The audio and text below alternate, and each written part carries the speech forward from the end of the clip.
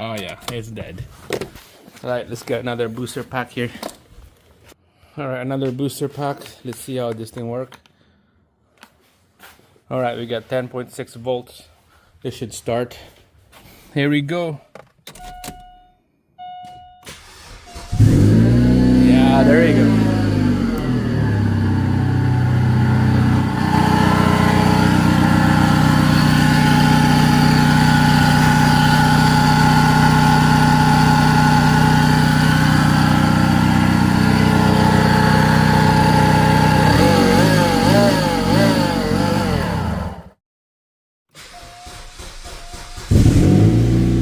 Yeah, not bad.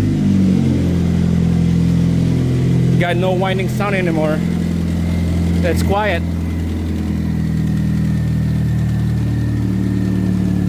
Nice. Belt's good. No shakiness.